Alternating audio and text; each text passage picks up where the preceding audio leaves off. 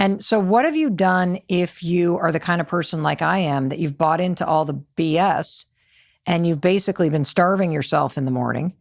And even if you get out for a walk, how are you kind of actually not only not getting the benefit, but you're making it worse? What's happening in like the person's body when you do not feed yourself first thing in the morning as a woman? Yeah, I always bring it down to what are we doing when we want to exercise, right? We're looking for better blood glucose control. We're looking for better bone. We're looking for better muscle. If you're not eating, then you are not going to get better at any of that stuff because the body, again, is like, I need fuel for the stress that's occurring and I need fuel for the exercise. So if you've been brainwashed like I am, and you're exercising because you are trying to like lose weight or you're trying to look thin, what is happening if I continue to go down that route where I don't eat before I exercise and I'm basically starving myself and I'm going for my walk and I'm delaying food? You lose muscle. And then the other thing, when we look at women who are late 30s, early 40s onwards, we get a signal to put on more visceral fat. So that's that deep belly fat that's metabolically active that can be dangerous.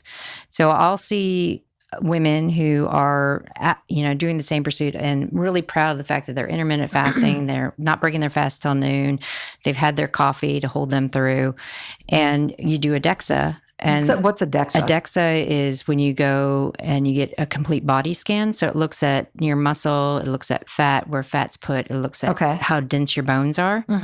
So we see their DEXA results. And on the outside, they look healthy, right? But on the inside, it's a bit of a scary story where we see low bone density, we see an increase of fat accumulating in the belly area, which means that it's more what we call metabolically active. So you see a change in your cholesterol. So you have more of the quote bad cholesterol that's elevated. You have more inflammatory markers, which is a predisposition for diabetes. We see insulin resistance.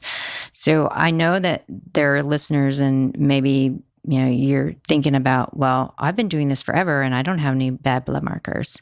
What's going on? I didn't say that it necessarily comes out. That's the worst case scenario.